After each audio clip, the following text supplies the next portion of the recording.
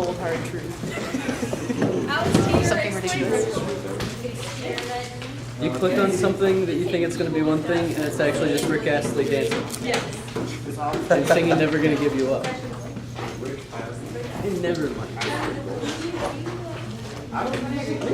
Stephanie's big head's in the list.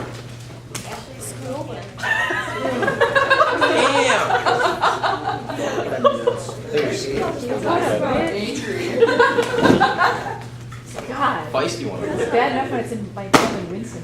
Jeez. What? I said, Stephanie, your big head's in the way. And she's like, well, scoot over. Hey, I I sit was right like, it's behind her. I bad got to enough. smell it. I said right behind you have to deal with both of you two. All right, we're gonna add quarter rest. One per line, that's all. Make sure that you add it at least once after a legato and at least once after a staccato. And in context, not after a fermata. See what I mean? In the context of the line, add an accent, that's later, dude.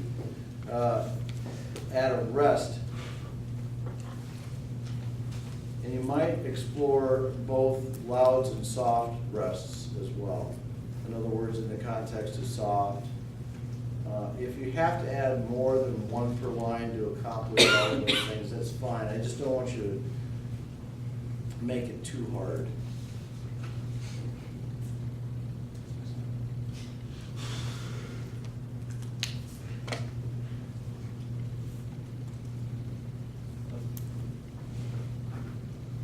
Any question about that?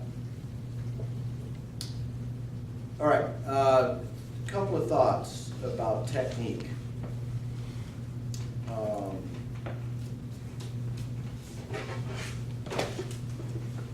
I believe that at this point,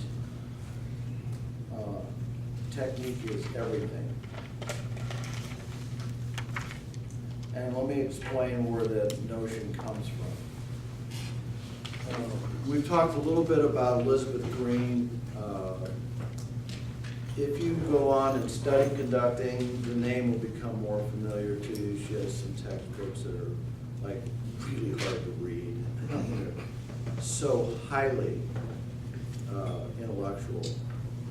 For some of us, that's a challenge. That would be me. Just read the paragraph. What? What?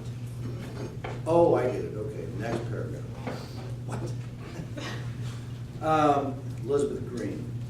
And then the other place that comes from for me, as an 8th grader, I started studying clarinet with a person, Sam Fain, who I studied with through college. So that's a long time to study with one person. 8th grade through college, undergraduate. And Mr. Fain, although I didn't know it at the time, was a rep man. Everything was rep. We were doing etudes, solos, all about the repertoire, everything. Yes, we used the Clarinet Bible, close A. Yes, we studied expected scales. Yes, but the majority of our effort was on repertoire. And that's what, 4, 8, 9, 10 years that I studied. And then I went to Masters in Performance, and I went to see Mr. Wagner before my first lesson. I said, what would you like? Because I've got 3 filing cabinet drawers full of rep. I better know what to prepare for this band. And he gave me a warm-up sheet. It was about 15 minutes long.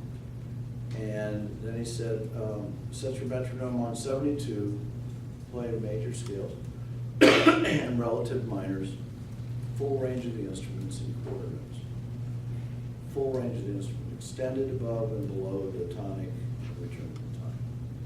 Okay, I mean, that's what I did in the 9th grade, right? Okay. So I went to the lesson, and sure enough, and there was no rep, by the way. And sure enough, that was an hour lesson just to accomplish that assignment. And I went, okay, well, maybe he wants to know, that is confident that I know alternate fingerings that are required to play these particular exercise scales. And then he said, okay, move it to 76, see you next week. And after the next week, he said, move it to 80, see you next week. And after the next week, he said, move it to 80. Well, I'm starting to go crazy. My practice time, 5, 6, 7 hours a day, is playing scales and arpeggios, full range of the instrument. And after a while, a month or a month and a half of intense insanity, he said, you don't get it, do you? And I said, no, I don't. And I'm about ready to scream. And he said, well, you're a musician. I'm teaching you to play the clarinet. And all of a sudden, it was purely clear. If you can't do the thing you're trying to do, no matter how good a musician you are, it can't come out. And he was dead spot on. And it changed my entire philosophy right from that point forward. Now, I didn't know that it was going to change my thoughts in conducting and all those things. That moment, that little epiphany moment, changed my way of thinking completely. If a person can't play the instrument, they can't make music. If the person doesn't have the technique, you can't communicate your musical intent. You can't do it. So that's the focus of all of our technical study, and that we're just learning to make the gestures that need to be made. And then you become, you do your thing. You're a musician or you're not. I can't help you if you're not. Can't. All right, so that's the lecture of the day. Rests, Adam. Dr. Steele. Whoa. What does Dr. know?